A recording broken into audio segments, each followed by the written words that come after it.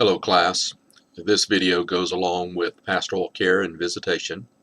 Today we're going to be talking about the chaplain and the hospital ID badge.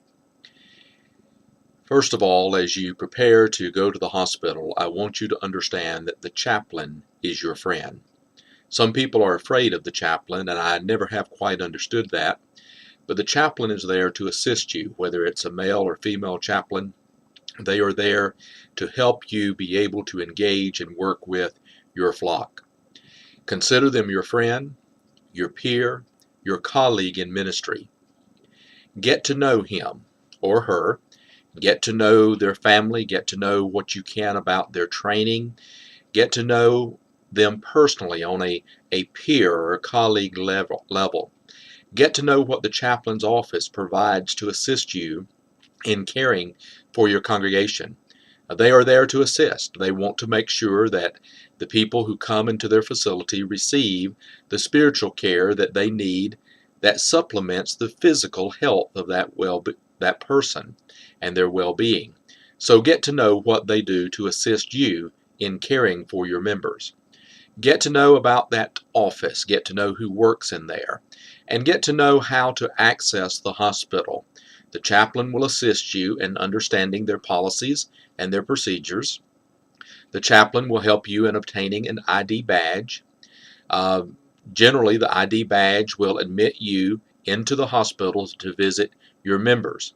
It will not allow you to go from room to room to see anybody and everybody, but it will admit you to see your members and the people from your community that want to see you for spiritual care and well-being. It admits you during civil unrest in the community.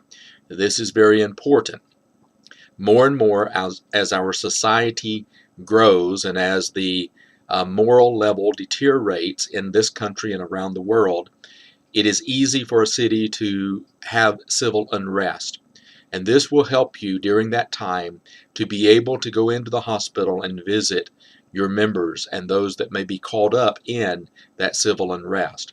It usually provides you access to clergy parking, and that parking is generally close to the area of the hospital where they want you to come in as a pastor. Many times it's located close to the emergency room, but it will be somewhere that they specifically want you to park so that you can enter the hospital a certain way. Now, learn the chaplain's office and how it works. Every chaplain's office is different. It's different in every hospital. Find out if they notify you. For example, if you have a member of your church that is admitted and that member asks them to contact you, do they offer that service for your members?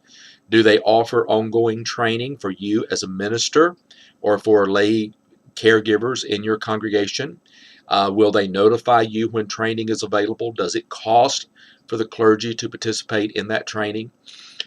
Find out if they are available to consult with you about the spiritual needs of your members, your patients that are in the hospital. You may be facing something that you've never dealt with before. Perhaps as a young minister you have someone who is dying and you've never talked with them about death. You've never been able to talk about the death process and you're uncertain. Then involve the chaplain in that. They are experienced, they have dealt with death many times, and they know how to talk with people about their fear of dying, and they will assist you in this. Find out if they provide training not only for you, but for other lay caregivers in your congregation, and whether or not those lay caregivers will be provided an ID badge and clergy benefits. You'll need to ask them and get to know whether or not that is a case as you develop your visitation program for your church. Chaplains can assist you in dealing with your own emotions. And this is one of the reasons I believe that pastors really need to get to know the hospital chaplains.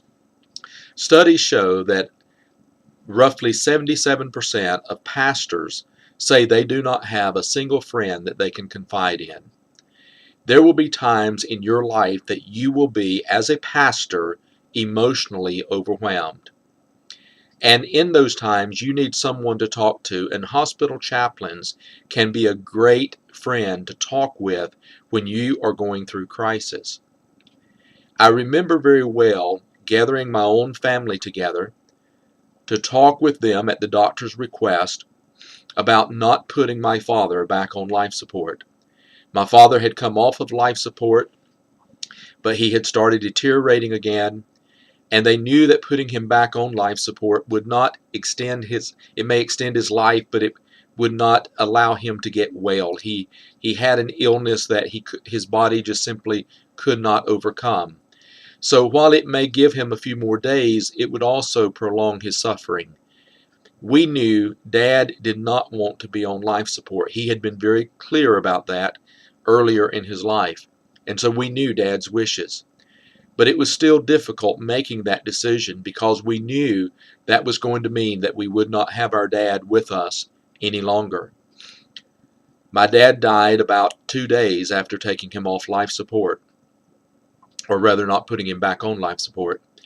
But then approximately a week after that, I am standing in an ICU unit in a metropolitan hospital with a family from my congregation.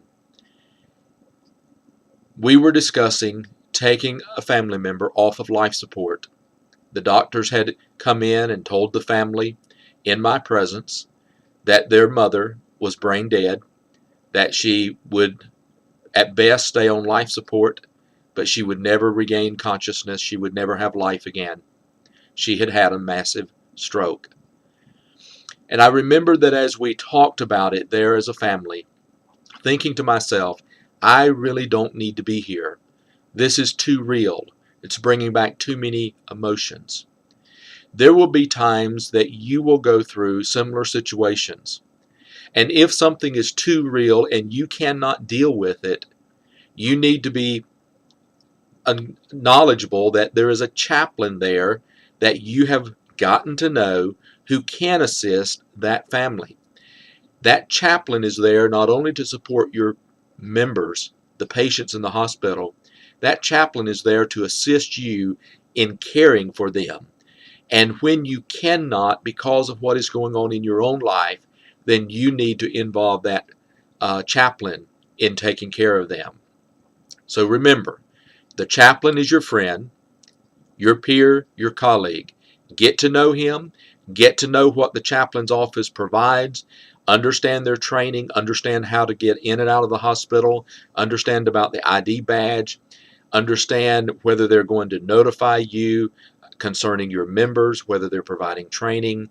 Understand whether or not they allow lay people in your church to also have ministerial access to the hospital, or if they have a different type of access. And once you understand that, then you are in a better place to incorporate all of this into a pastoral care visitation program for your church and to involve your laity in ministry of their brothers and sisters in Christ. God bless you. I hope this was informative and look forward to discussing this with you online. God bless.